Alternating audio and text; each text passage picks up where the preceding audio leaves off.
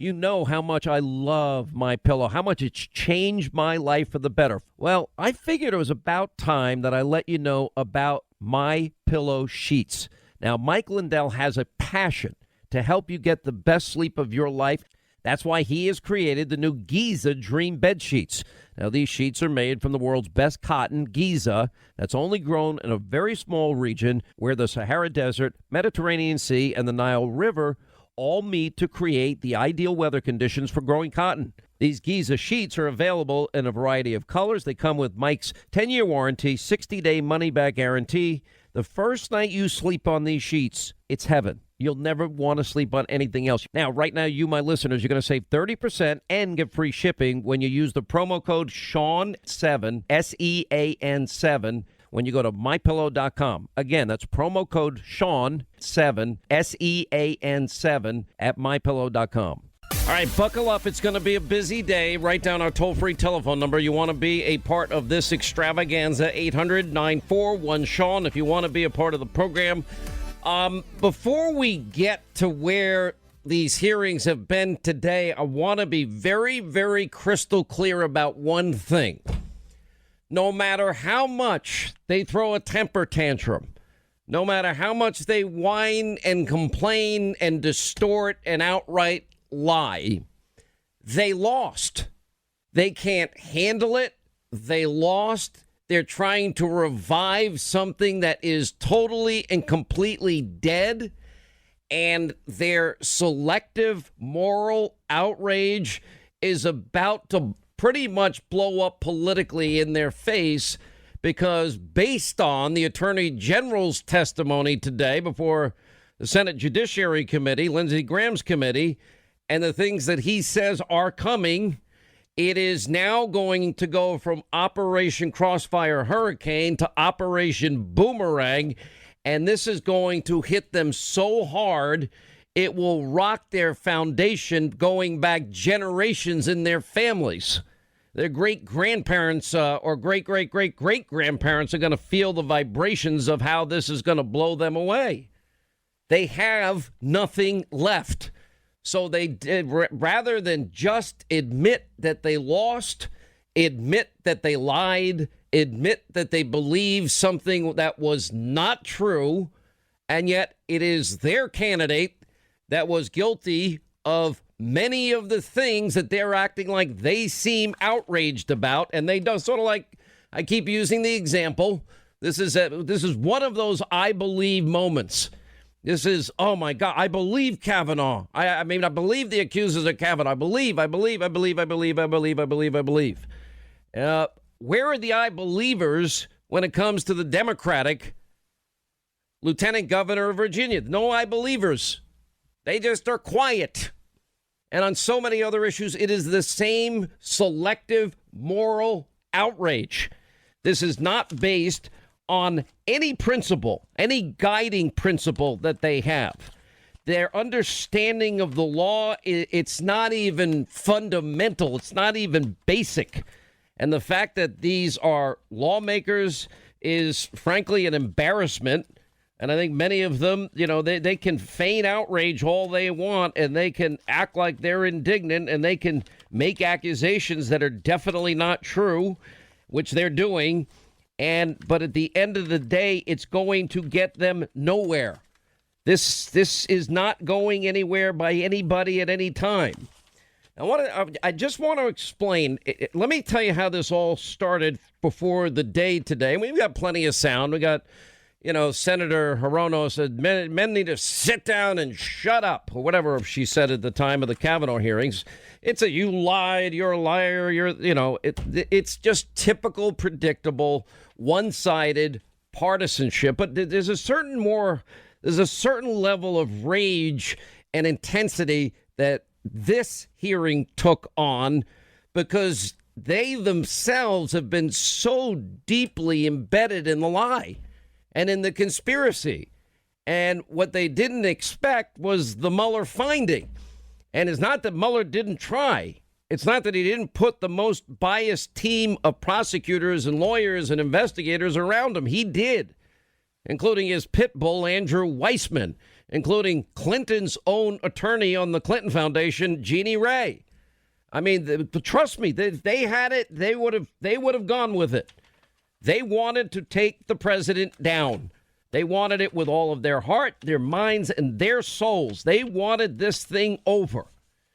Now, let me explain where this all began. Actually started last night, I guess about maybe an hour before Hannity. We were able to get it all in. And Washington Post first. Mueller complained that Barr's letter did not capture the context of the Trump probe. And the headline in the New York Times was, Mueller objected to Barr's description. Remember the 4-page March 24th letter of Russia investigation's findings.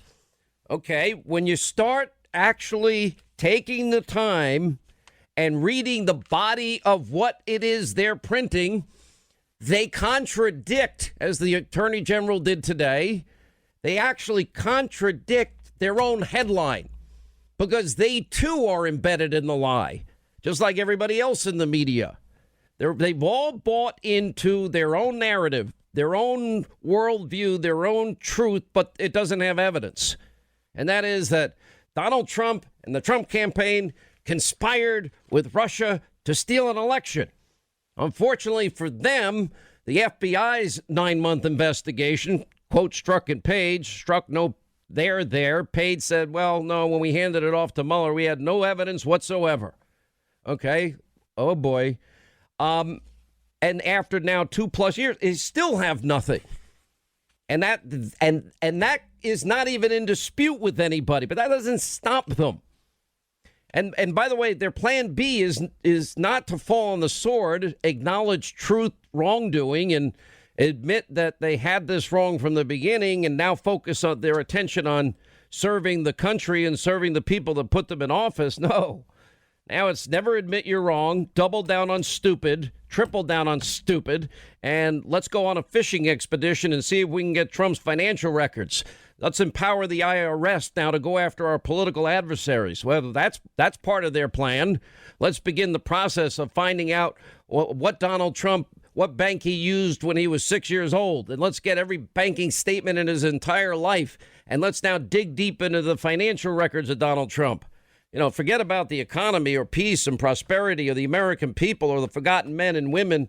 You know, I guess thanks to Trump, that's all being fixed without any of their help. Forget about securing the borders. You know, there's no crisis at the border. Walls are immoral. As long as Donald Trump's president, DACA, Dreamers, they don't matter either if Donald Trump's president. You know, but unfortunately, when you dig into the New York Times, for example, this big busting headline, Mueller objected to Barr's description of Russia investigation findings and that the special counsel sent this letter. There's nothing in the letter that verifies what the headline says. But buried in the article, it contradicts the headline.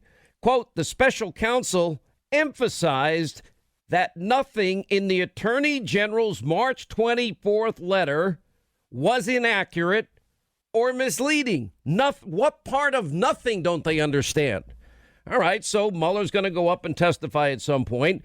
He expressed frustration over the lack of context and the resulting media coverage regarding the special counsel's obstruction analysis. Nothing was inaccurate. Nothing was misleading that Barr said in his 24th letter. Now, just as a matter of law, the Attorney General did not have to give any part of the Mueller report to anybody. That's all part of the old independent counsel statute that after the Clinton impeachment, the Democrats wanted to get rid of. They didn't want all of this going out in the public. But now that it's politically expedient, all the press, we got to have it all. We got to have it all. Well, Congress does have it all, except for 0.1% that was redacted for members of Congress, about 8% for public consumption, and for the 4 reasons that were given: protect sources, methods, pending cases, etc. You know, which is the smart thing to do. So all it is the Democratic Party mob and the media mob doing what they do best, and that is, you know, now going back again into the well in the hopes that they can convince people something happened that didn't happen. But when Mueller says to Barr, nothing was inaccurate, nothing was misleading. The contents of the article literally, why would that even be a breaking story? Because they were setting up Barr for a contentious hearing today. They were doing their part. They wanted this confrontation today. They were praying for this confrontation today. And okay, the summary did not fully capture the Russia report's conclusion. Oh, well, that was the point. It was a summary, but he said he was releasing it to the public, which he had no obligation under current law to do, period. None whatsoever. And if you're really, for those that actually care about the law and equal justice under the law and our Constitution and equal application of our laws, the biggest headline that nobody's going to pick up today is the Attorney General's comments about what he's investigating. He's investigating Hillary Clinton's rigged investigation. The Inspector General Horowitz is coming out, we think, next week now with his report on FISA application abuse. And I predict with it, we're going to see a whole lot of criminal referrals.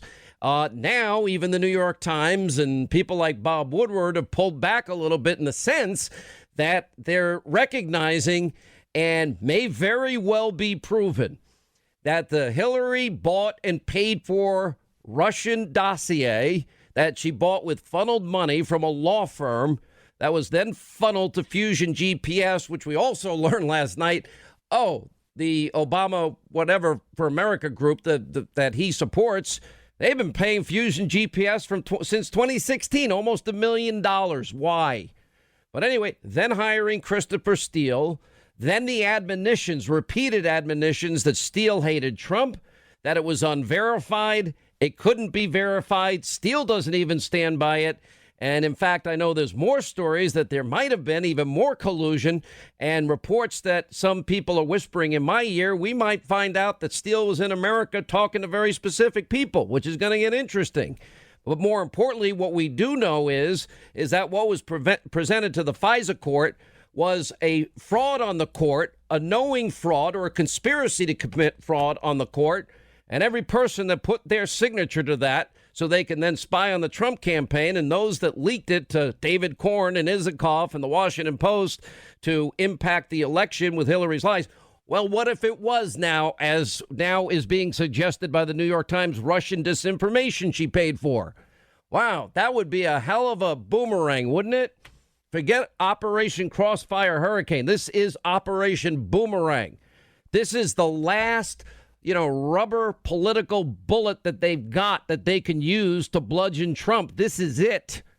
The next phase in all of this, in the days, weeks, and months ahead, are going to blow this wide open. And we're going to get to the truth. And what they're not going to like in all of this is everything they said was untrue. These were conspiracy theories. They spun up a narrative of lies. And while they were lying, there really was Russian disinformation bought and paid for to impact the 2016 election. And on top of that, that was the bulk of information that was used to commit a fraud on the FISA court.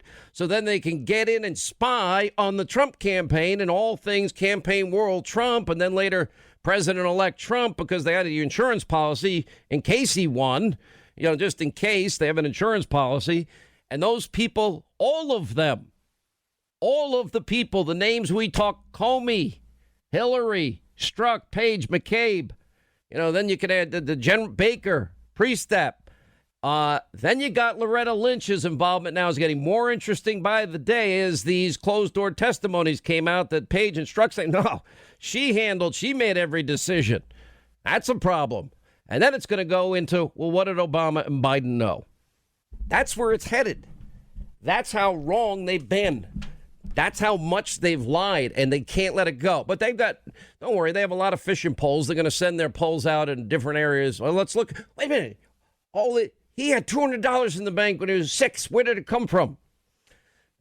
Which is their desperate attempt to destroy a duly elected president. This is the biggest abuse of power corruption scandal in American history. And it's all coming out. cascading down, an avalanche of stuff coming. Hey, this Mother's Day, don't try and pull the wool over your mom's eyes, getting a cheap last-minute gift. Get ahead of the rush, 1-800-Flowers.com, and they have their truly thoughtful and beautiful bouquets. Don't settle for anything less than the biggest, brightest bouquets. 1-800-Flowers has amazing offers on beautiful bouquets and arrangements starting at $29.99, guaranteed to make all the moms in your life smile, and a great way to surprise people that you love. Now, with an amazing selection of sweets and treats and bouquets, 1-800-Flowers has everything you need, the perfect Mother's Day gift. You pick the delivery date. Let 1-800-Flowers handle the rest. Order today. Don't put it off. Take care of your Mother's Day needs right now. So to order beautiful bouquets starting at $29.99, the perfect Mother's Day gift, go to 1-800-Flowers.com/Hannity. Order today, 1-800-Flowers.com/Hannity. That's 1-800-Flowers.com/Hannity. The rage continues, the psychosis, the belief in a lie continues, the advancement of conspiracy theories continues, and, but they've got a backup plan. That's it. Right now it's Russia, obstruction. Okay. Well, the Attorney General is very clear. Now that they've had their 4 investigations, he's now moving on. This issue, whether the left in America, these fake news phonies that know nothing about the law, they want to continue advancing and hanging on, clinging on, building up more false hope in their audiences that they can do what they want. And if that doesn't work, don't worry. Adam Schiff is going to try to get Trump on now a financial crime. We'll go on fishing expedition after expedition. And this is almost unprecedented that we've ever seen in the country. Now, Congress has oversight powers, but in the House, they're afraid to take on Barr. Did you see Barr today? He's like listening to this nonsense, and he said, yeah, there was no underlying crime, and yeah, the president was outspoken. He did talk about the removal of Mueller for conflicts. There were conflicts. Obvious conflicts. He had been interviewed the day before his appointment and didn't get the FBI job. Maybe pissed him off. Also had an issue with Donald Trump on one of his golf clubs.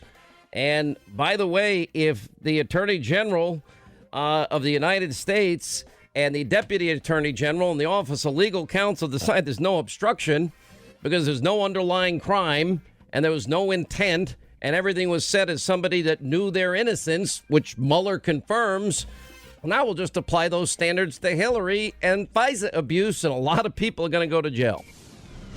One thing that is not political, it's smoking. That's about people. And there are 34 million Americans now that smoke. But for many, there's not been a clear alternative. Juul, for me, has been a game changer. I watch people all the time. They go outside in the middle of the freezing winter just to have their smoke. You don't have to do that anymore because of Juul. Now, people don't have to worry about the smell on your hands. Juul was specifically designed by smokers for smokers to be a satisfying alternative.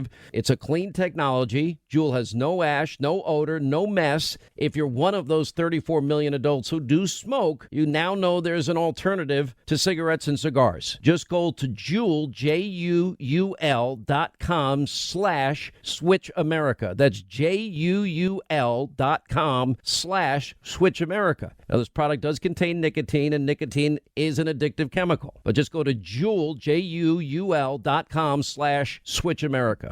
Interesting nuggets coming out of today. Glad you're with us, by the way. Thank you, Scott Shannon. 25 till the top of the hour. 800-941-SEAN. You want to be a part of the program. We got a lot of analysis today and a breaking news story with John Solomon coming. Greg Jarrett, David Schoen, Bill O'Reilly weighs in today. We'll get to all of it.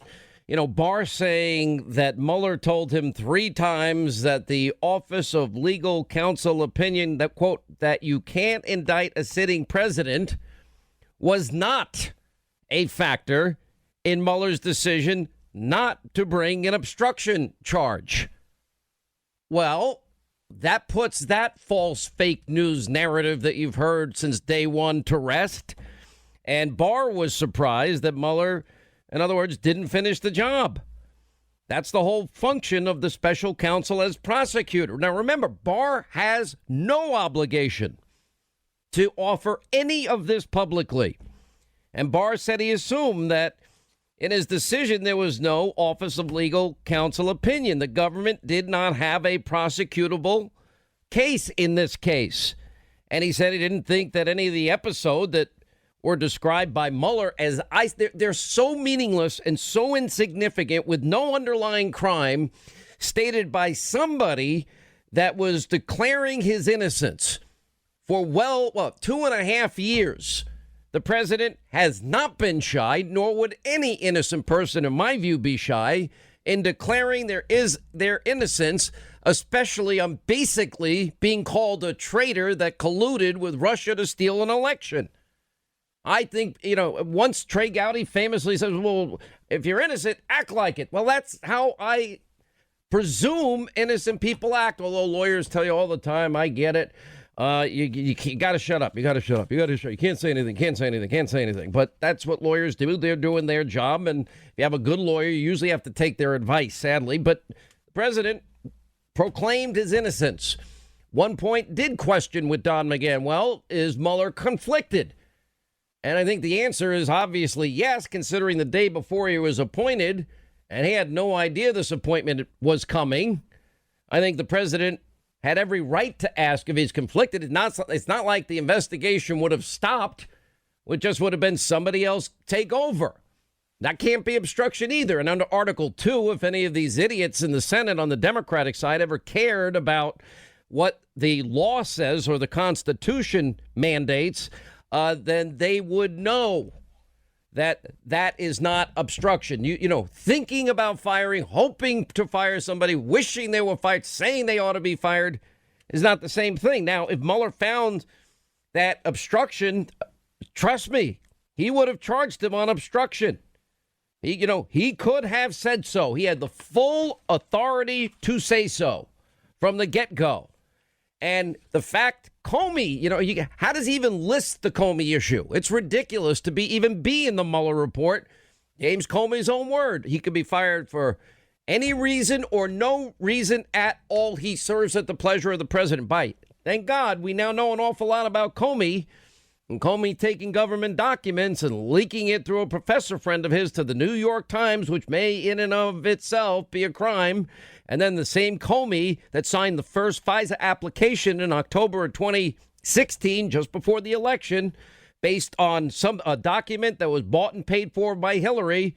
And they didn't tell the FISA court judge in the application Hillary paid for it, omitting a vital fact, lying by omission, and then, of course, not verifying the dossier and the truthfulness of it. They didn't verify it in any way, shape, manner, or form. And now we even know that it's unverifiable because Christopher Steele doesn't stand behind the dossier. I don't know if any of it's true, maybe 50-50, because he was literally up against the threat of a perjury charge in an interrogatory in Great Britain when he was questioned about it.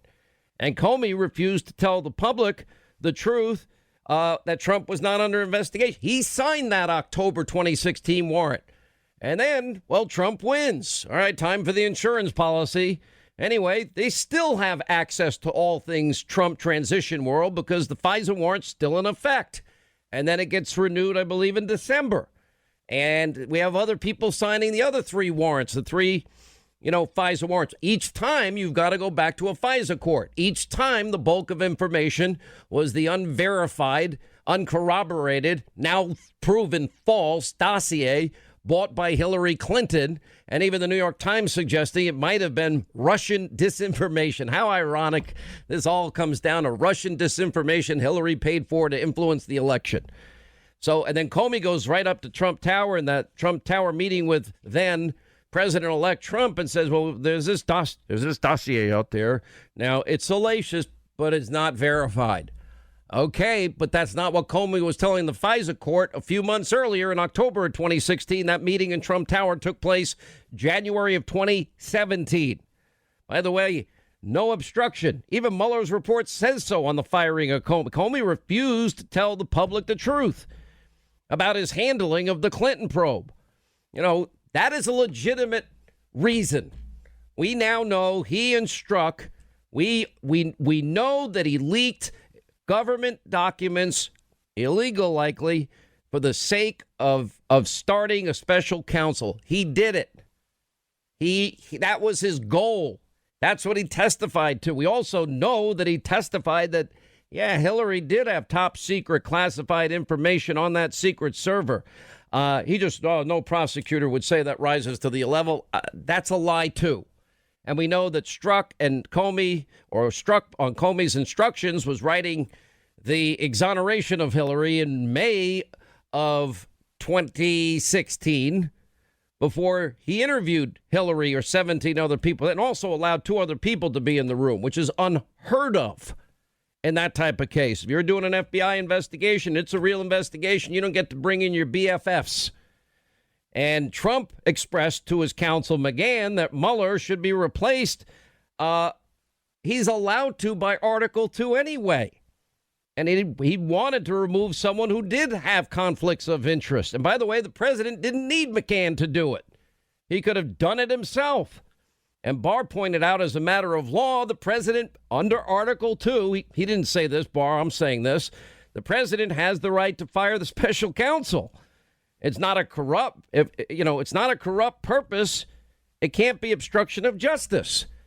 And on top of everything, there's no underlying crime. It's clear that Robert Mueller and the special counsel, no evidence that any American Trump campaign, Donald Trump, colluded with the Russian government, period. Now, if the president was being falsely accused, as he was, thought the investigation was unfair, it was.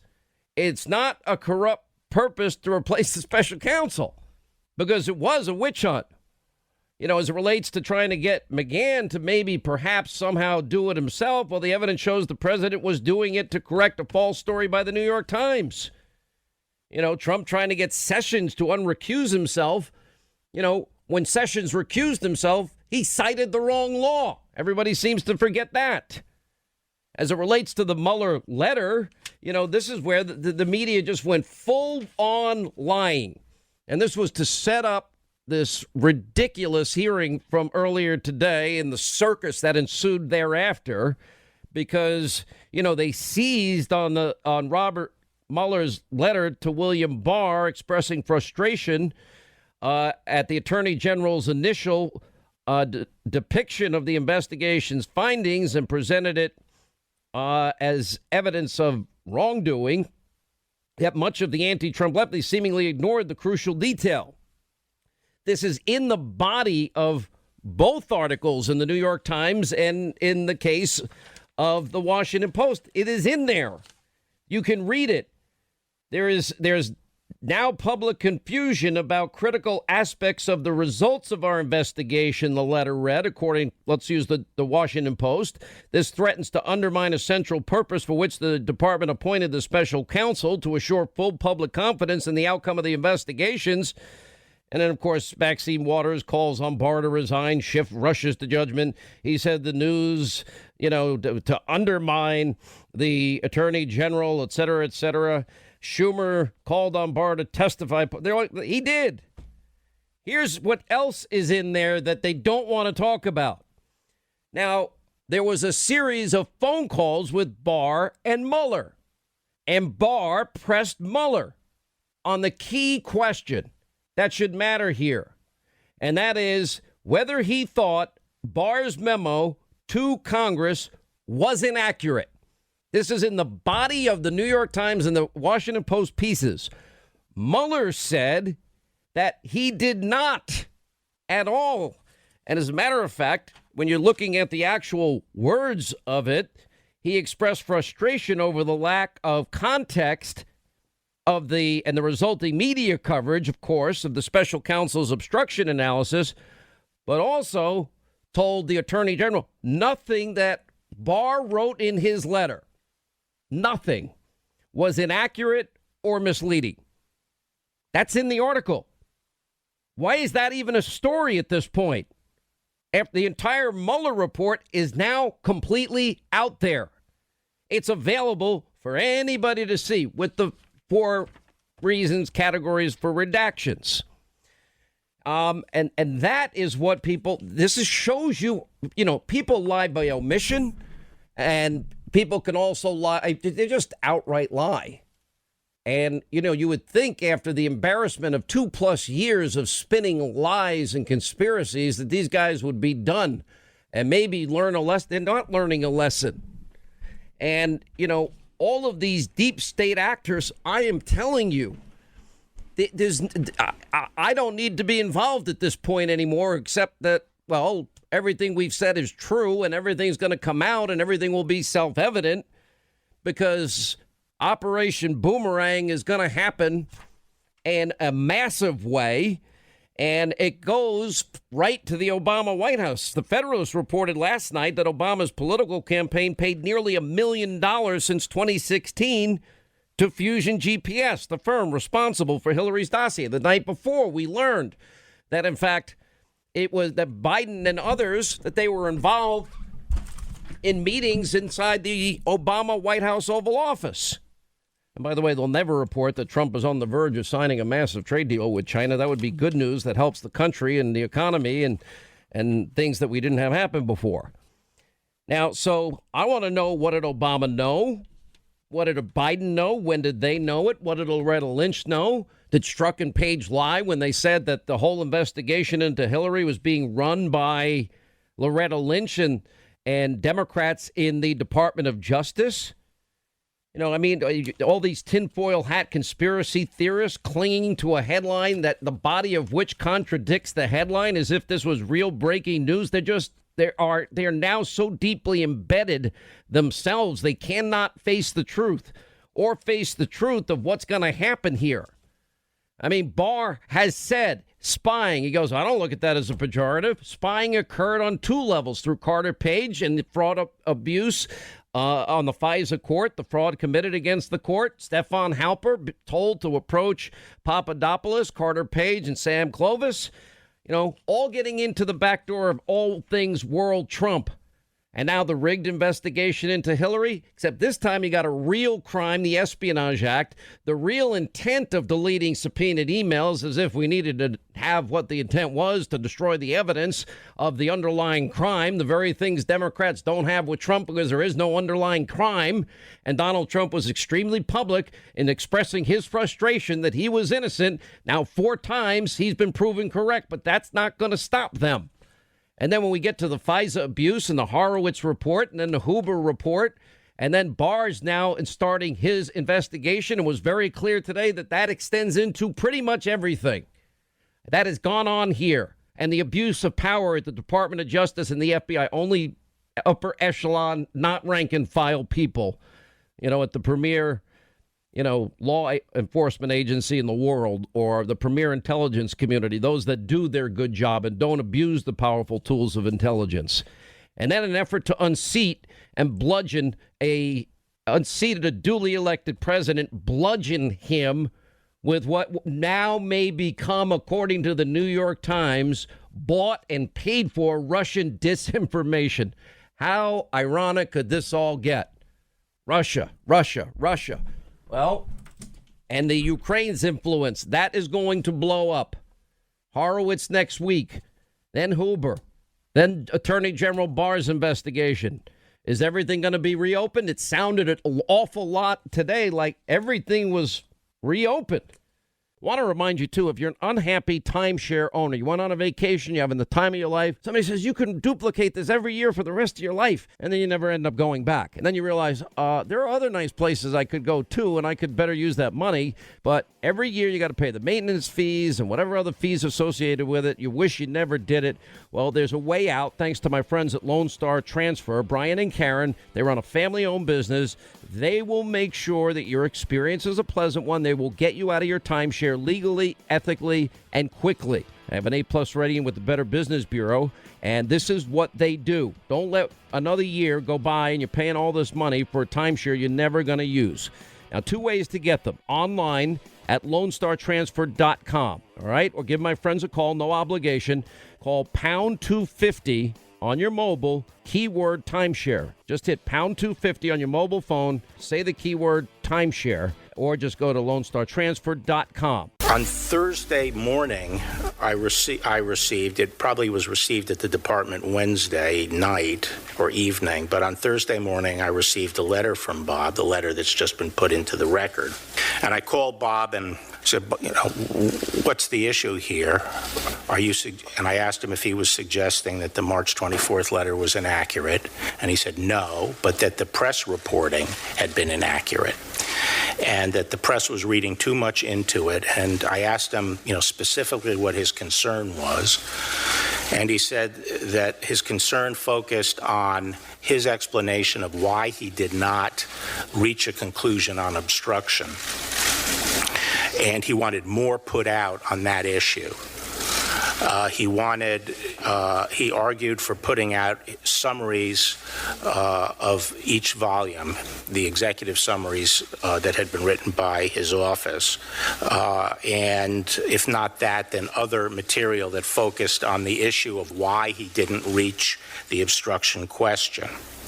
But he was very clear with me that he was not suggesting that we had misrepresented his report. Do you share my concerns about the FISA warrant process? Yes. Do you share my concerns about the counterintelligence investigation, how it was opened and why it was opened? Yes. Do you share my concerns that the lack of professionalism in the Clinton email investigation is something we should all look at? Yes. Do you expect to change your mind about the bottom line conclusions of the Mueller report? No. Do you know Bob Mueller? Yes. Do you trust him? Yes. How long have you known him? 30 years, roughly. Do you think he had the time he needed? Yes. Do you think he had the money he needed? Yes. Do you think he had the resources he needed? Yes. Do you think he did a thorough job? Yes, and I think he feels he did a thorough job and had adequate evidence to make the calls. Do you think the president's campaign in 2016 was thoroughly looked at in terms of whether or not they colluded with the Russians? Yes. And the answer is no, according to Bob Mueller. That's right. He couldn't decide about obstruction. You did. Is that correct? That's right. You feel good about your decision? Absolutely. That was a great list of questions, and I think this is where, of course, the corrupt fake news, well, frankly, they're partly responsible. They can't let go of their own hoax and their own lies and their own conspiracies, have missed the big headlines of the day is that Barr is going to investigate Hillary-Russia collusion, and Barr is going to investigate the Steele dossier. Was it Russian disinformation, as the New York Times is suggesting? And on every one of those issues that you just heard on FISA, why this was opened in the first place. One question I have, when did Mueller know there was no collusion? The Clinton email corruption, and whether he'd change his mind on Mueller, we got definitive answers, or the Mueller report. And his conversation with Mueller, I just keep going back because it is another big headline, and that the special counsel, Robert Mueller, in these phone conversations emphasized nothing in the Attorney General's March 24th letter was inaccurate or misleading. And the frustration he was expressing was over the lack of context and the resulting fake news media coverage regarding the special counsel's obstruction analysis. Nothing was inaccurate. Nothing was misleading. It's over. It's done, except for now the real investigation. And with the new knowledge that, in fact, Hillary Clinton bought and paid for Russian lies, the Horowitz report as early as next week, we think. Anyway, joining us for their analysis, Greg Jarrett, Fox News legal analyst, author of the #1 bestseller, The Russian Hoax, the illicit scheme to clear Hillary Clinton and frame Donald Trump. Now we go to phase two. Phase two is first frame Donald Trump, and now he's exonerated, whether they like it or not. And now it's, oh, yeah, the illicit scheme to clear Hillary. What did Hillary do? What did the FBI do on Hillary's investigation? What did Hillary do relating to the Russian disinformation she paid for? Also, David Schoen with us, criminal defense civil liberties attorney. Welcome, both of you, back to the program. Good to see you in studio. David Schoen, how are you? Thank you. Fine, thanks. Good to see you. Greg Jarrett, let's start with you. The whole premise of your book pretty much was corroborated today right there for the world to see. And yes, we still have people that live in denial in a conspiracy world, but it just is not happening. Yeah, there'll always be people like that. You know, it's easy to make up a lie. It's even easier to purvey the lie. What's really hard is to uncover the truth. And now we've done that. And today, nothing changed. There's still no collusion, insufficient evidence to prove an obstruction offense. What struck me more than anything else is that Barr said openly today that he was mystified. He never understood and still doesn't understand why Robert Mueller didn't do his job by reaching a conclusion on obstruction. And in fact, he said it was unclear to me. We didn't get a clear understanding of Mueller's reason as to why he just didn't do his job. He said it was very strange. And then Barr went on to say, look, we're not in the business of exoneration.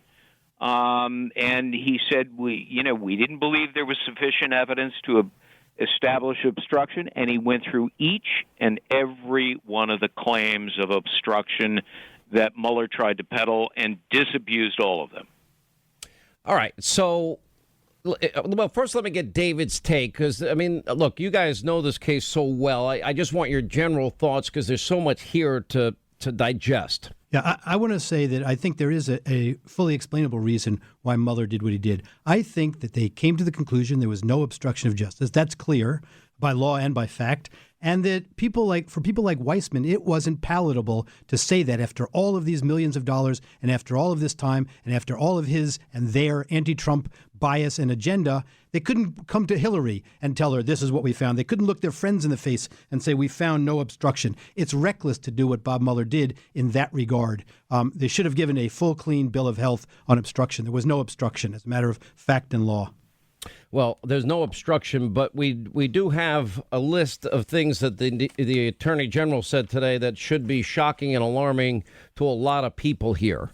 I mean, for the Attorney General of the United States to say that basically he's investigating Hillary-Russia collusion, and for the Attorney General to announce he's looking into the rigged investigation into Hillary, which we now know that was rigged, and the evidence in that case was overwhelming, and the intent when she deleted and bleach bit and beat up devices and removed SIM cards, there was an intent to destroy evidence for the underlying crime. The very things the liberal media was saying about Trump, I would say that this is a disaster for all things Democrat, and how far up the chain it goes in the Obama White House as all of this happened on their watch, Greg Jarrett, is going to be fascinating. Oh, absolutely. I mean, he vowed to investigate wrongdoing among top officials at the FBI and the DOJ. And he specifically named certain things, abuse of the FISA warrant, how the FBI and the DOJ learned the Steele dossier and how Hillary Clinton was paying for it. He at one point in time, Barr said today, we've got to stop weaponizing, using the Justice Department to weaponize political differences. And that was a very telling statement. That tells you that Mueller knows that that's what people like James Comey and Andrew McCabe, Peter Strzok, John Brennan, James Clapper did. They took their positions of power, and for political reasons, they decided to target Donald Trump. And it's unconscionable, and frankly, as I lay out in my book, it's illegal, numerous crimes committed.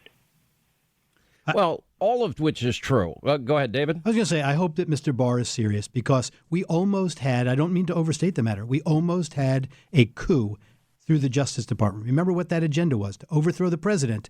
This is the Justice Department. Unless Mr. Barr really gets a serious investigation going into what started all of this and what went on at Justice, it could happen again. We can't take that in this country. Well, we can't take it. And by the way, it is scary for the entire country if, in fact, that happens. That's the really, there's a danger here. There's a danger for the entire country in all of this. And I think that, especially, look, what do you both think of the notion? We now know. I can't imagine any scenario if the Grassley, Graham, and Nunes memos are remotely accurate.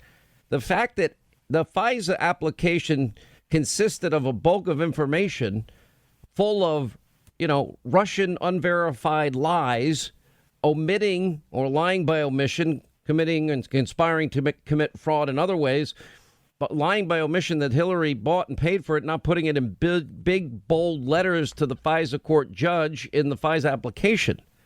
I cannot imagine, if we have equal justice under the law, Greg Jarrett, that anybody is going to get a pass on that. They will not. There were 5 big lies in the dossier. The judges weren't told that Hillary Clinton's campaign had paid for the dossier. They weren't told that Christopher Steele had been fired for lying. Instead, Comey and Yates in the first application said, he's credible. All other applications said the same thing. They knew he wasn't credible. The judges weren't told that Steele had this virulent anti-Trump bias, that he was desperate to stop Trump. And judges weren't told that the evidence that they presented was never verified. That, under the Woods procedures that the FBI established, is a clear violation. And finally, judges were never told of the exculpatory evidence that the FBI had of Carter Page's innocence, not to mention Papadopoulos, who was also mentioned in one of their applications. So, these judges were lied to. That's a fraud on the court. It's abuse of power. It's obstruction of justice, and several other felonies. It also specifically violates the court's rules. Listen, the FISA court aspect of this is only one aspect, but it's as serious as can be. This is the most secretive and intrusive court in the land. The court should become proactive. They should demand answers now. They should convene a hearing and consider contempt proceedings. But they also, it even goes deeper than that, because it wasn't one application. There were 3 subsequent renewal applications.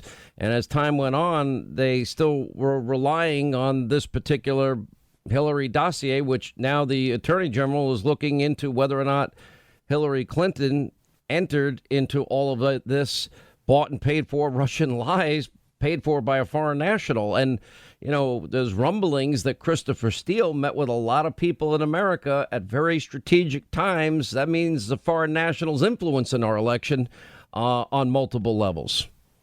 Yeah, isn't it always interesting that it's the people who engage in wrongdoing that accuse others of doing so? And this is the perfect case. It was Hillary Clinton who was colluding with foreigners, a British spy as well as Russians, using Russian information to damage her rival, feeding it to the FBI. And it's always perplexed me how the Department of Justice and the FBI simply overlooked all of that, and so did Mueller in his report. Nary a word about that, and he surely ran across incriminating information. But now Bill Barr seems absolutely determined to get to the bottom of it. I know Lindsey Graham certainly is, chairman of the Judiciary Committee, as we saw him today. So, this story is only half over. The important half is ongoing right now. All right, stay right there. Greg Jarrett and David Schoen, some breaking news and also reaction to the hearings today. We have John Solomon coming up, Bill O'Reilly in our News Roundup Information Overload Hour.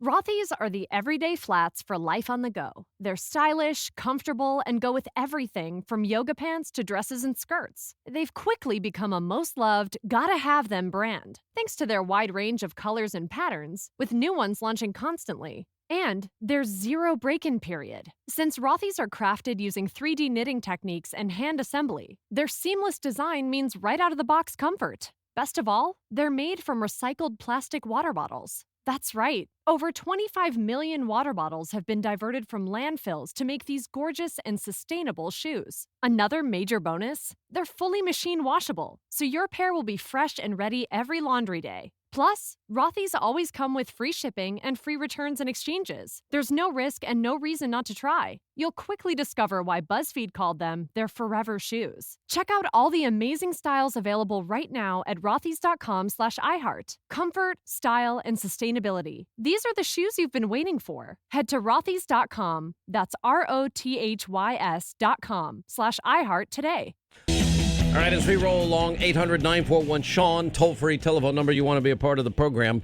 Anyway, we continue with Greg Jarrett and David Schoen. All right, final thoughts. Where's it going? David, you're here with me. Where's it going? It sounds like Bill Barr is very serious now about going forward. He has to be. The country requires a full investigation as to how we got there and where we're going from here. The same people who were involved, Hillary Clinton, Jim Comey, all of these, show their arrogance every single day with their public statements. They haven't gotten the message.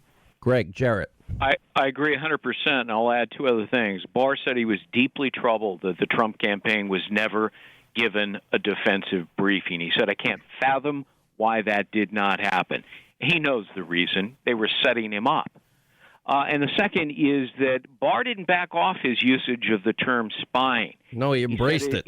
Yeah. He said it's not a pejorative, it's a good English term, and he said that he thinks it wasn't just the FISA surveillance of Carter Page and an undercover agent, but he's looking into other spying. I guarantee you when he starts turning over those rocks, he's going to find a lot of worms. Who might get indicted? Quickly. They need to follow Greg's book. Greg's book gives them the roadmap. Well, I'll tell you what. I think the people we're gonna. You know what? Why don't you guys stay on, because we have still so much to get to, and John Solomon's going to join us, get his take, and also some breaking news and stories he's working on. Let's just ground the conversation for a second. There's 2.2 billion people who use Facebook. That's about the size of Christianity. There's 1.9 billion people who use YouTube. That's about the size of Islam. Welcome to Sleepwalkers, a podcast about how technology is changing our lives in ways we don't even notice. Alexa, how long back did pteranodons live? I don't know that one. We dig into the new technology that is altering how we understand the world and ask, what effect is it having on us? Based on what people were searching for, we could direct them to videos on YouTube that countered ISIS's propaganda. I'm Kara Price. On Sleepwalkers, we dive deep into the AI revolution and find out what it means for our future with the people who are building it. Every week, we'll bring you mind-blowing accounts of AI in daily life, from algorithms in American courtrooms to a UFO that came out of the sky in northern Mexico. Like and subscribe to Sleepwalkers on Apple Podcasts, the iHeartRadio app, or wherever you listen to podcasts. All right, as we continue our coverage, the Barr hearings, wow, what a day this has been. Unbelievable. Have you already tasked any staff to look into whether spying by the FBI and other agencies on the Trump campaign was properly predicated? And can Congress expect a formal report on your findings? Yes, I do have people in the department helping me review the activities over the summer of 2016. Okay. I suppose it depends on what conclusions you come to, but is there any reason why Congress wouldn't be briefed on your conclusions? It's a little early for me to commit completely, but I envision some kind of reporting at the end of this. All right, that was from earlier today. That was Senator Grassley of Iowa and the Attorney General Bill Barr. We continue with Greg Jarrett and David Schoen. Adding to the mix, our friend John Solomon, investigative reporter, executive director of The Hill. And just literally breaking seconds ago, an investigative piece, Nellie Orr's. I mean, this sounds pretty blockbuster. Nellie Orr's Hi Honey emails to DOJ about Russia collusion. And I'm reading it, literally fresh off the presses now. John, welcome back to the program. Before I get to your thoughts on what went on today, tell me about this breaking news. Yeah, so here was what we have. We have now 339 pages of emails that Nellie Orr sent to Bruce Orr and his colleagues at the Justice Department. She essentially used her marital privilege, her relationship with her husband, to feed her Fusion GPS research on Russia and Donald Trump and Paul Manafort and Carter Page and all the figures of the now debunked collusion scandal. She used that connection to feed her research right into the Justice Department to other prosecutors in the International Criminal Division. So a new backdoor, and the reason this is significant is twofold. One, it raises a real serious question of conflict of interest. Why is Nellie Orr sending Clinton-funded research to the Justice Department through her husband? And two, when she testified to the Hill last year in the deposition, she stated to the Congress that she did not share any of her Fusion GPS research with anyone outside of Fusion GPS, her husband and Christopher Steele. We clearly have a clear pattern here now of that Fusion GPS research, that Russia collusion research, going to Justice Department prosecutors who aren't her husband, but rather her husband's colleagues. So it's a pretty big development. Would that mean she lied under oath? One of the things I'm hearing, to be determined, but one of the things I'm hearing is that several House Republicans who participated in the interview with Nellie Orr last year are now preparing a criminal referral, asking the Justice Department to investigate and determine if she did lie to Congress in that deposition. So to be determined, but there's movement on that today as we speak. Any more details that you can get into this? Fusion GPS, we learned last night, and this kind of shocked me and came out of nowhere, to be very, very honest with you. And I saw this with the Federalist reporting that Obama's political camp paid nearly $1 million since 2016 to Fusion GPS. Again, it raises more questions about what did the Obama White House know? When did they know it? Strzok and Page closed-door testimony brings the entire decision-making into Hillary Clinton's email server scandal right into the office of the Attorney General, Loretta Lynch, and also about meetings involving a lot of this in the Obama White House and Oval Office. Where's this going? Well, it's clearly going to go to a much larger question. We call it the boomerang, right? Now that we know that the Russia collusion narrative was bogus, it's been debunked. It was a political dirty trick. Now that we know that, I think the question is who participated and when did they know what was going on? And we now know for certain that Nellie Orr sent things like Carter Page was in Moscow and having a meeting and had some connections to Gazprom. She's forwarding that to the Justice Department months and months before the dossier comes out in public or we hear about it. And so she's got this backdoor channel going into the Justice Department, just like Steele did when she went to Bruce Orr, her husband, and fed the dossier, just like James Baker had it when he took that information from the DNC lawyer and brought it into the FBI. There were all these channels flooding the FBI with this bogus research, and who knew what and how high did it go is going to be the question that will dominate the second half of 2019. What was your reaction to the hearings today with the Attorney General? A lot of political theater, but not much substance, right? Everyone threw their bombs. It was all for political ads. But at the end of the day, Bill Barr has a very compelling defense.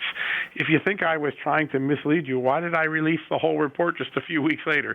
Yeah, it doesn't hold up as a story. It just doesn't hold up. It's a bogus outrage. Well, the fact that they last night, both the Washington Post and New York Times, they wanted to set up this fight for earlier today, but they even contradicted in the body of their articles the real emphasis, which is, okay, Barr got the letter from Mueller and he called Mueller and he asked Mueller, and Mueller emphasized that there was nothing in the Attorney General's March 24th letter that was inaccurate or misleading. Yeah, I think the more interesting thing is why does Mueller feel the need to send this letter? If you're just worried about, hey, I explained why I did my declinations to the Attorney General, which was his real job under the law, that's all he's supposed to do, then who cares how it's spun in the press? It looks to me as though Mueller and his team were trying to control the political narrative. That's not something that prosecutors should be concerned with. And when you look at the letter, he literally is bragging, hey, I wrote this in such a way you could release my beautiful prose just the way I wrote it. It's not not how prosecutors are supposed to act. I'll defer to Greg, who has such great legal background, but it does not feel like the sort of declination letter that's required in the court of law. It feels like it was a political play in the court of public opinion, and that really tarnishes Bob Mueller's legacy here.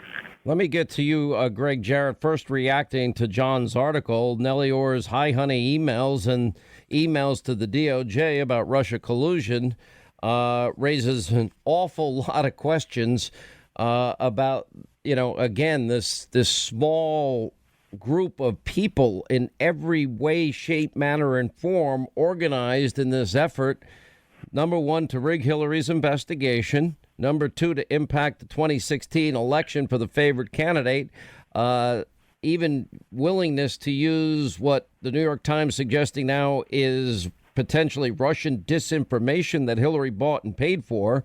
I'm hearing rumors, John, tell me if I'm wrong, that there might have been some meetings with Christopher Steele that will blow that part of this wide open in a way that nobody saw coming. I don't know. I think you're right. I have little sources, little birdies that talk to me a lot. I actually do some real work here. Nobody believes it. And then, of course, the effort to bludgeon the president with Hillary's bought and paid for potentially Russian disinformation. Greg? Well, kudos to John for getting more information about Nellie Ohr. I lay out her role in my book, but now, thanks to John, we're getting a whole lot more information. When she testified, she only gave limited answers, and then she invoked the spousal privilege, which tipped me off immediately that she's only giving a sliver of what she did and knows. And so, she's in real trouble now because if it's true that, she was feeding information directly to prosecutors at DOJ and said otherwise, in her testimony, that's perjury. It's false and misleading statements. She better go hire herself a crack defense attorney like David Shawn because she's certainly going to need it. But they were all in on it. I mean, Nellie Ohr and Bruce Ohr were meeting in a hotel lobby for breakfast at the end of July, right after Steele had already met with the FBI and composed the first of his dossier memos. And from there on out, they were all feeding it to the FBI. And Steele and Simpson were meeting with more than a dozen journalists. And eventually guys like Isikoff and David Korn took the bait and published it. And later BuzzFeed published the whole dossier. And David Schoen, I'm sitting here looking at you shaking your head. And then I want to get into a deeper question for all of you.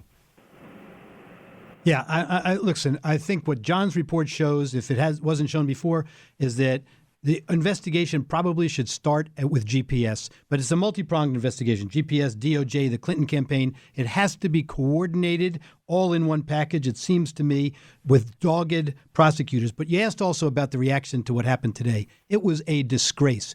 Have you ever before seen members of the United States Senate engaging in these kinds of ad hominem attacks on the Attorney General of the United States who voluntarily showed up there? And you can see the attacks increasing the more they think Barr is serious about pursuing the truth here. All right. This is now a very serious question. And my conclude after all of this today is it's over. Whether the conspiracy lying media recognizes it or not, the Russia story is dead as it relates to Donald Trump. But the Attorney General was very clear that he is moving forward and investigating the Clinton investigation, FISA abuse. When did this start? The entire Russian narrative and Operation Crossfire Hurricane. And it seems like there's nothing now that's off the table. And Horowitz coming out next week. Who is in the most trouble and why? We'll start with John Solomon. I think it's going to start with Christopher Steele. I think we're going to find out a lot more about his conduct and the possibility that he was setting up episodes to occur so that it would then create evidence that he could report back.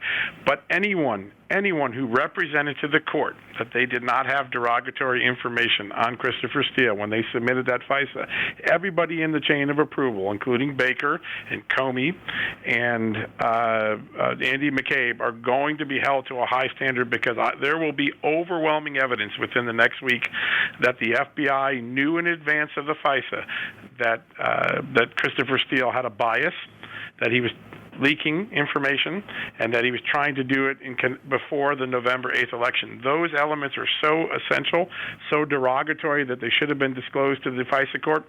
Anyone who hid that has committed a crime, as Greg has so eloquently described so many times before.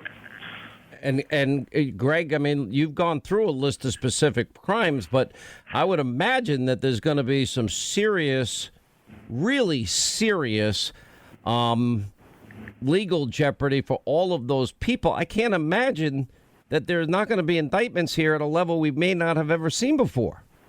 Yeah, I agree with John. I would start with Christopher Steele. There's already a criminal referral against him because he lied to the FBI and got fired for it.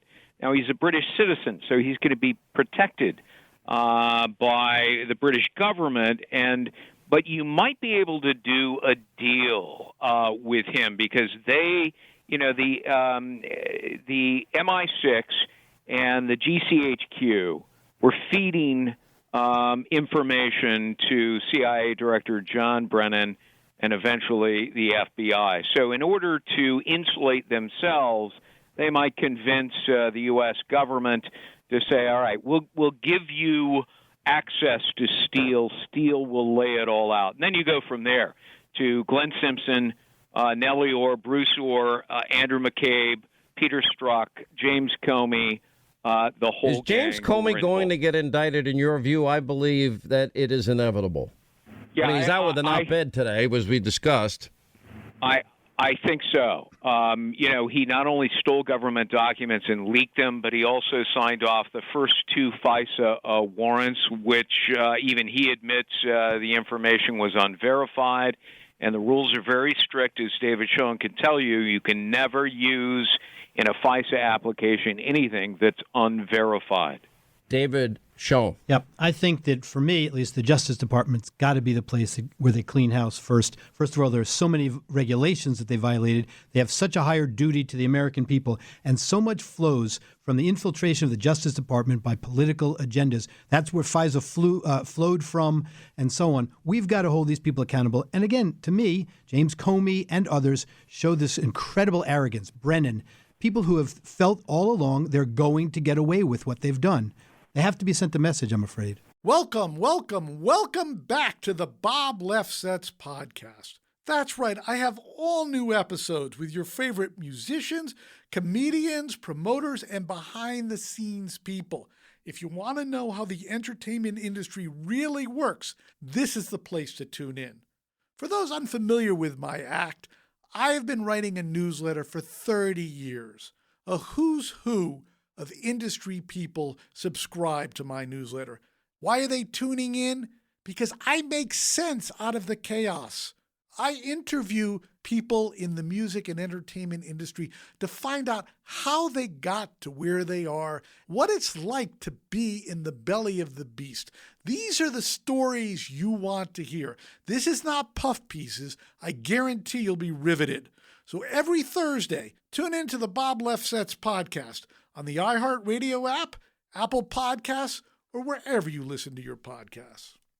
Now, the American people know that you are no different from Rudy Giuliani or Kellyanne Conway or any of the other people who sacrificed their once decent reputation for the grifter and liar who sits in the Oval Office. The last question that I have in 17 seconds. Do you think it's okay for a president to offer pardons to people who don't testify against him, to threaten the family of someone who does?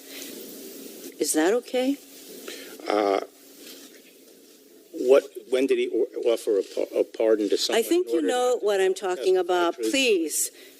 What do you mean? Please, Mr. Attorney General, give us some credit for knowing what the hell is going on around here with you. Not really. To this line of questioning. So listen, you've slandered this man. Yeah, what I sort of want to know is how do we get to this point? I do not think that I'm slandering anyone. All I can say, Mr. Chairman, I am done. Thank you very much. And you slandered this man from top to bottom. So if you want more of this, you're not going to get it. If you want to ask him questions, you can't. Finally, you lied to Congress. You told Representative Charlie Crist that you didn't know what objections Mueller's team might have to your March 24th so-called summary. You told Senator Chris Van Hollen that you didn't know if Bob Mueller supported your conclusions, but you knew. You lied. And now we know. Of course it helps that there are women on that committee, but you know what? I expect the men in this country and the men in this committee, and many of them, believe me, because we all signed on to this letter to demand an FBI investigation, but really, guess who's perpetuating all of these kinds of actions? It's the men in this country, and I just want to say to the men in this country, just shut up and step up. Do the right thing for a change. Yeah, shut up and sit down and shut up and whatever else Senator Hirono is saying. Glad you're with us as we continue our coverage of the hearings today in our News Roundup Information Overload Hour. Look, there's one overriding fact that none of these people on the left want to deal with. No collusion, and there's no obstruction. And Bob Mueller emphasized that there was nothing in the 4-page letter of the Attorney General that was inaccurate or misleading. And the only thing that it was concerned at all about was the media coverage of the Mueller report when it was released before the redactions. And he asked the Attorney General to work with the special counsel's team and expedite the process of redacting those things that needed redacting for specific categories. But the one thing that just stands out as you watch this circus unfold today is this never-ending hatred, this rage, this psychosis against all things Donald Trump. And as they now try to, as they're floundering and literally in the wind and they don't know what to do here because it's over and they lost after putting all of their hopes, dreams, and prayers that the Mueller report would end up with an indictment of Donald Trump. It didn't come out the way they wanted. So now they're going to go in for the 5th time and look into, quote, Russia collusion. What they're missing is the Attorney General is pointing out, yeah, we're looking into how Hillary's investigation was handled. We're looking into FISA abuse. The Horowitz report next week will be coming out. We expect that not only to deal with that, but perhaps even many other issues that we're not quite aware of yet. And the closed-door testimony of 53 people, we will get to the bottom of it. When did this Mueller investigation start? Did Hillary really pay for, as the New York Times is now suggesting, Russian disinformation in the dossier she bought and paid for? And so much more information. Anyway, here to join us and get his take on all things insanity, the sewer, the swamp, is Bill O'Reilly, BillO'Reilly.com for all things Bill, including his new radio show and his books. He's, by the way, in the process of writing a book about Donald Trump, the United States of Trump, how the president really sees America. And how are you, sir? Exhausted. Did I miss something this morning? Was Bar on? Did I miss that? No, nothing at all, Bill. What have you been up to? You know, I just think it's so hollow. Let me advance the story for the Hannity radio audience. No, for the folks, Bill. We got to use your lingo for the folks. Of course, but I'm assuming they're one and the same. So, as you know, but I don't know if a lot of Americans know this, there are groups affiliated with the Democratic Party and the Republican Party that are called political action committees. And they're on K Street in Washington, many of them.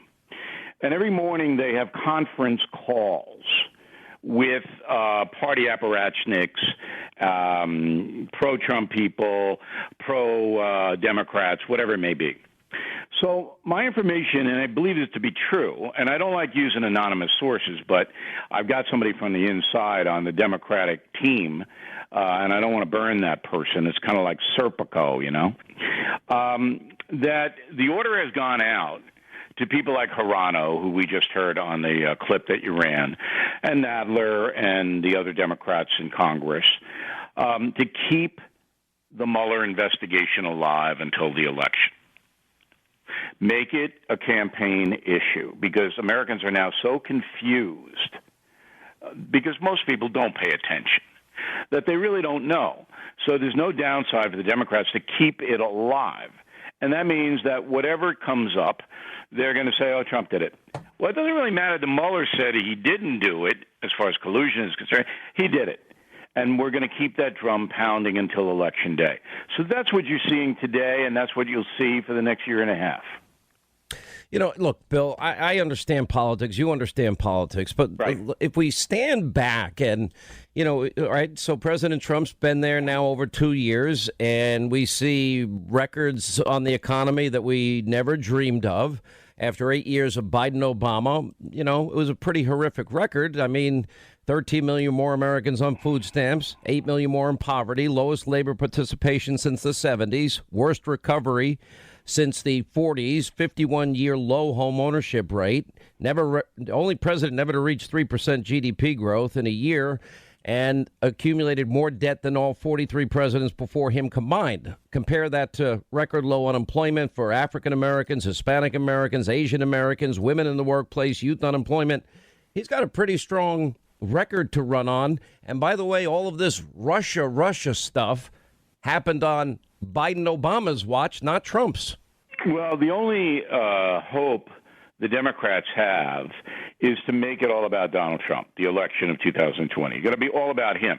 Can't be on policy, because I think Biden is going to get the nomination unless they have something. The far left's going to try to destroy him. They may have something on him.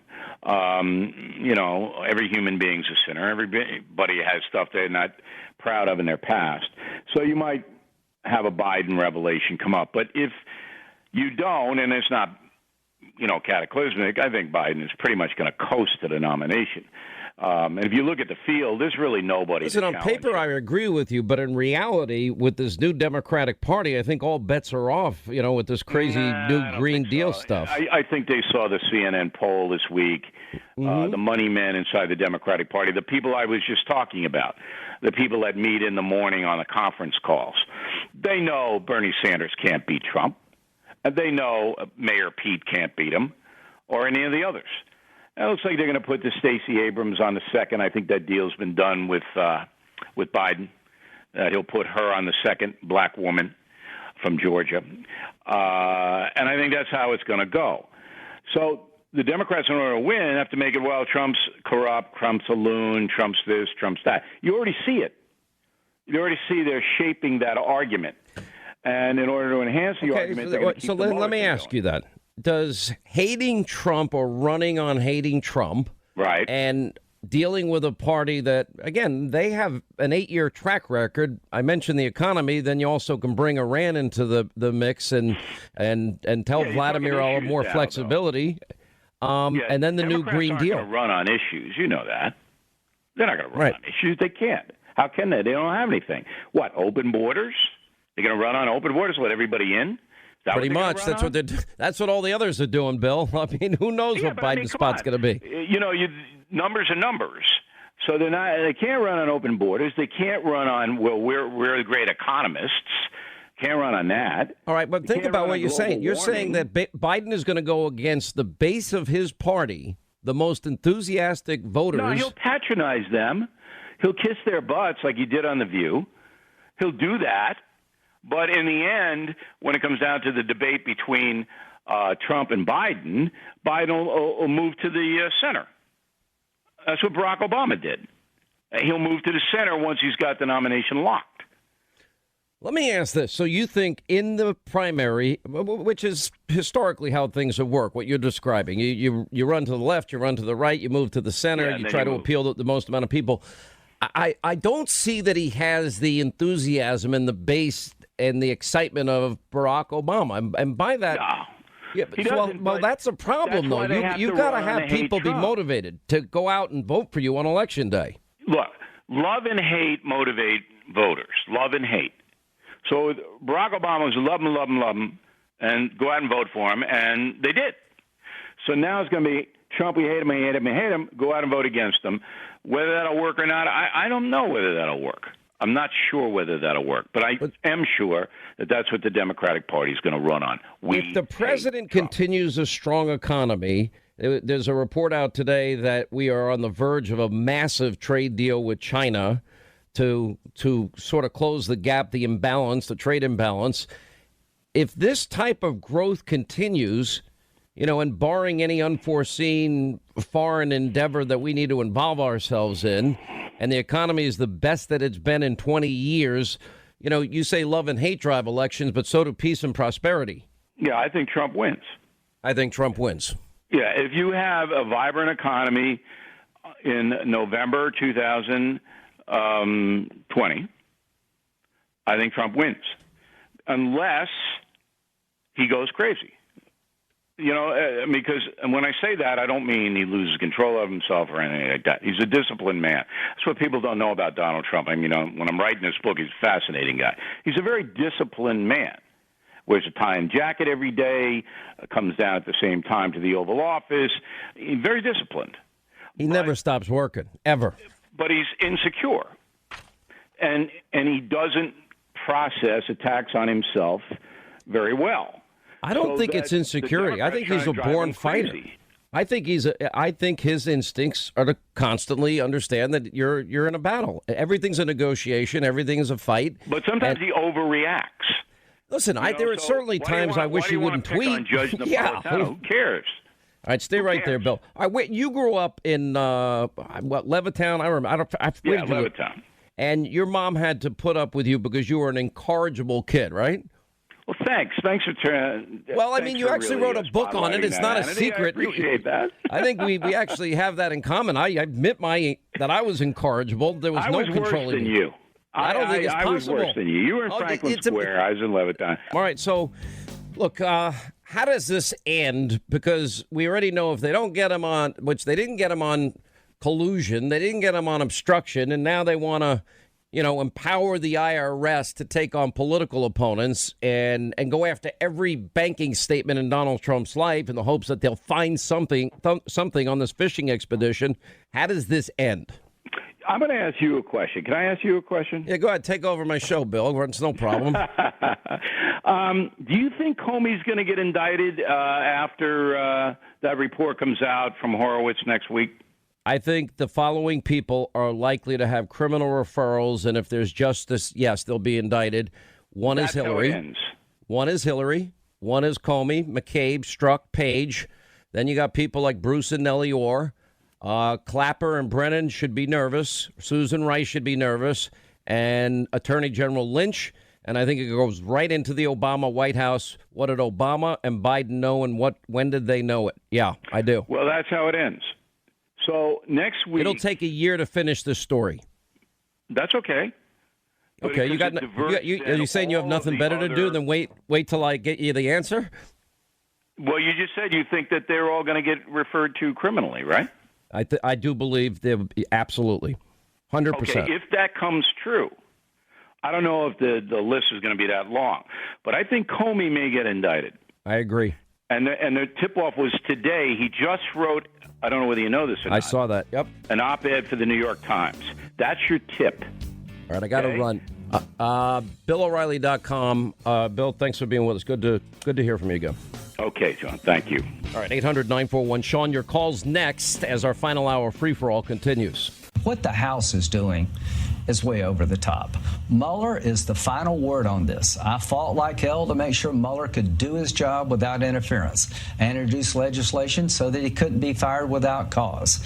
And I told everybody in the country, if the president colluded with the Russians, that would be horrible and terrible, but I don't believe he did, and Mueller said he didn't. This is over. This is political revenge. The House is on a witch hunt, truly a witch hunt, to try to make something out of nothing. He argued for putting out summaries of each volume. the executive summaries that had been written by his office, and if not that, then other material that focused on the issue of why he didn't reach the obstruction question. But he was very clear with me that he was not suggesting that we had misrepresented his report. You have to have specific intent to obstruct justice. If there's no underlying crime... We're reluctant to do this. We rarely do. But the chairman of the Judiciary Committee just said that Mueller found there was no collusion.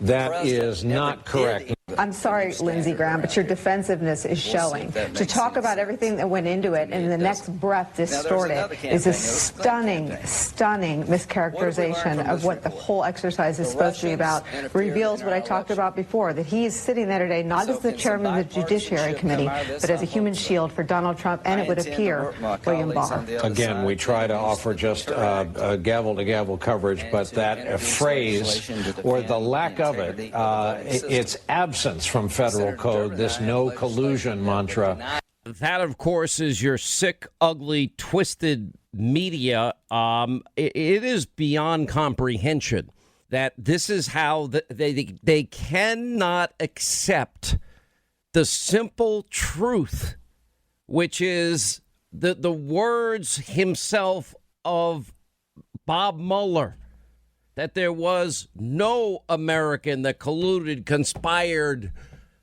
with Russian operatives to create chaos in the 2016 election. But yet they cling to it. They hold on to it. They cannot admit that they're wrong, that they bought into conspiracies and lies. Same Brian Williams that saw people floating right outside of his hotel at Katrina. The only problem was there was no water around his hotel. And now, we don't do this. We don't do this offer. I'm Brian Williams, NBC News. What was it in New Orleans that you saw that kind of matured a mature man? You know, it's funny. Here we are remembering the loss of our colleague, Ed Bradley. Ed just handed me an Emmy for our work in Katrina. Just weeks ago, handed me the Emmy that I accepted for my colleagues. And when I was down there, I used to be a firefighter, volunteer firefighter in New Jersey. I was wearing the boots that I've owned since 1976. I had them pulled up as waiters. When you look out of your hotel room window in the French Quarter and watch a man float by face down, when you see bodies that you last saw in Banda Aceh, Indonesia, and swore to yourself that you would never see in your country. A spectacular lie. I mean, so, look, it's very, very hard in life for people to just admit a truth. These are not usual times. We're dealing in a time frame where there is a mass rage underlying a massive psychosis, and literally people that have lost touch with all reality. They cannot accept that Donald Trump won. They cannot accept the results of the Mueller report. They cannot accept that there was no conspiracy to conspire, collude with Russia in the lead up to 2016. They can't accept that, the Mueller report did not give them what they had anticipated, what the FBI didn't have after 9 months, what the House Intel Committee couldn't find either, and the Senate Bipartisan Committee could not find. It's 4 separate occasions. And what they're really going to have a hard time dealing with is what's coming. What the Attorney General Barr is saying today is very clear. The Horowitz FISA abuse investigation is going to be devastating. There's going to be criminal referrals. He was asked a series of questions, I think at one point by Marsha Blackburn. Are you concerned about, Hillary's rigged investigation? Yep. Were you concerned about lying to FISA court judges? Yep. Are you concerned about the abuse of power of the upper echelon of the FBI and the DOJ and the intel community? Yep. Are you going to get to the bottom of it? Yep. Now, this is a process that is going to unfold in the days and the weeks and the months ahead. And what we do know is a lot of this now, we're going to go back in some cases and revisit. Now with Hillary, for all their claim about their passion for if there was obstruction, if there was collusion, there seems to be now some credible evidence emerging that we already know what Hillary did and why she did it. We know that when she claimed that there was no top secret classified information on that secret server, she lied. That's an indisputable fact. It's incontrovertible. That is a clear violation of felony 18 U.S.C. 793, and we know that being the underlying crime. Even Struck Page saying, Loretta Lynch is calling the shots. She's never going to indict Hillary. They're all Democrats in there. She wouldn't even call it an investigation, but a matter. And then, of course, what was the intent of deleting subpoenaed emails, 33,000? What was the intent behind the bleach bit, the attempt behind the hammers of the devices, the intent of removing SIM cards? That was to remove the evidence, destroy the evidence, obstruction of justice. And if the Russian dossier that she bought and paid for, so interesting, we learned last night that, in fact, the Obama group that he's associated with, it spent nearly $1 million with Fusion GPS. Well, that's now problematic because of the New York Times and Bob Woodward. They're beginning to think, the dossier may have been Russian disinformation. And yeah, that's confirmed by Barr today. And that she had it, she bought it, she paid for it. And when we find out when Christopher Steele may have come to brief people, and the fact that Bruce Orr, kind of was sounding the siren and alarm and told everybody it's not verified and Hillary paid for it and Steele hates Trump and they used it anyway and they were all told it was phony. Well, that means they conspired to commit fraud on a FISA court. That means all the people that signed it are in deep trouble, and that is criminal. And, forget Operation Crossfire Hurricane. This is Operation Boomerang. And it's going to be an avalanche. And it's going to come cascading down on everybody. Now, they can hold on to their collusion, delusion, their fantasy, and their conspiracy, all that they want. But facts are facts, and they lost. They put all their hopes, all their dreams with no evidence and their anonymous sources. And as they convince themselves, with breathless reporting and breathless and hysterical reporting every single plus day for 2 years, they, I guess, have now deluded themselves to believe their own lie. And the fact that they have the double standard is not surprising. They cared about obstruction, you'd care about subpoenaed emails deleted. If you cared about the rule of law, you'd care about Hillary. If you cared about equal justice under the law, you would be demanding a full investigation and all of that. If you cared about Russian interference, well, then you should be concerned about the Russian lies that were perpetrated to the American people and leaked to the American people before the election. And if you believe in free and fair and open elections, you should be very concerned that fraud was committed against FISA courts on 4 separate occasions. And on the first occasion, before the election in 2016, it gave them full and complete access to everything Trump world, Trump campaign world, then Trump transition world, and then Trump president's world. It gave them everything because they had carte blanche through Carter Page's FISA warrant to look at everything. Now, that is a clear, present, real danger to our democratic republic, and it doesn't seem to concern any of these people. All right, let's get to our busy phones here. I'm long-winded today. All right, let's say hi to Vanessa's in New Mexico. How are you? I'm doing good, thank you. I just wanted to ask if you could light a fire under the Republicans to bring up the fact that President Obama committed obstruction with Holder, with not letting him testify with the Fast and Furious debacle, and then also with the whole Lois Lerner, IRS, what they did to the Tea Party people, and just remind the Democrats while they continue to yell obstruction, because they have nothing to stand on, and they know they've been caught with their hands in the cookie jar. But just to remind the public of what the true obstruction that was perpetrated by President Obama and his administration. Look, it's all going closer, inching closer and closer right into the Oval Office.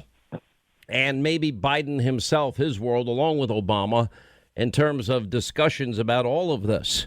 And we cannot forget to remind the American people this all happened on their watch. And they did nothing. And they had been warned. Scott in North Carolina. Thank you, Vanessa. Scott, how are you? We're glad you called. I am doing fine, Sean. It is such a honor to get to talk to you today. Oh, it's all mine. Thank you. I'm a law enforcement officer in North Carolina, and I... Well, thank you. By the way, thank you for what you do. Thank you, sir.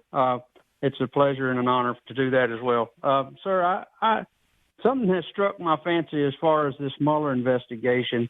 In law enforcement, if we make a stop on a vehicle or have to go into a house or whatever, there are rules that we have to go by.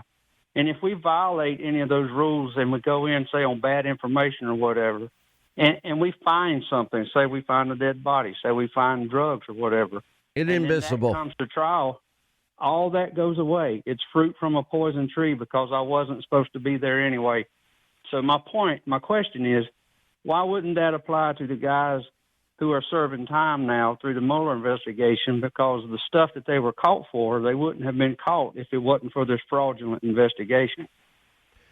You know, it's such a good point that you're making. Let's imagine you went in for a warrant and you provided false information to the court about the individual that you wanted the warrant on, or maybe, an application to put in surveillance of some kind, which is how our system works. And let's say you purposefully lied in that case.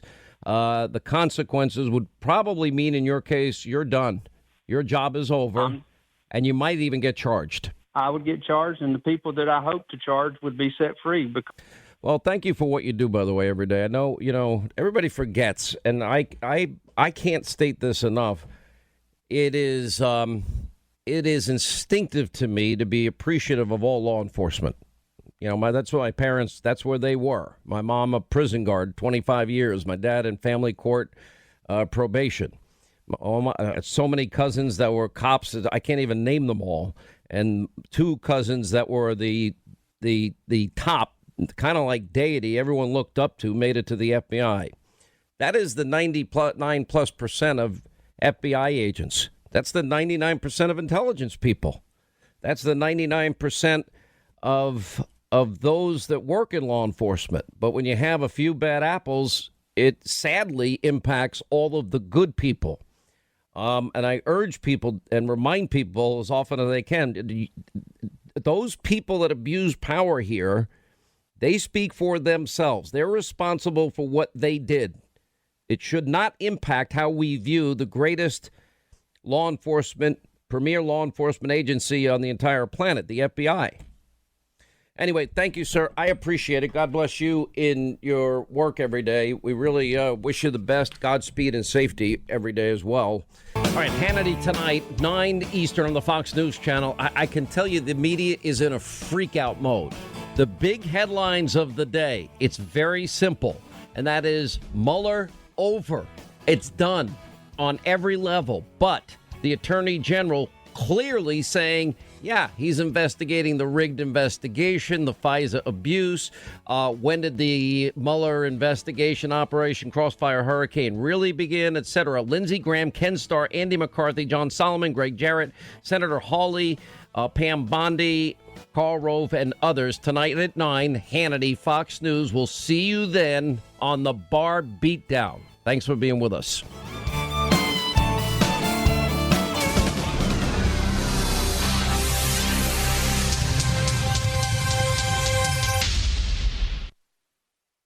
Welcome back to the Bob Lefsetz podcast.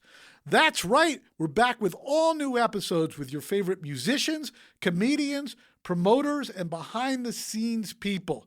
Just like my newsletter where I analyze the issues, I'm going to go deep with the guests.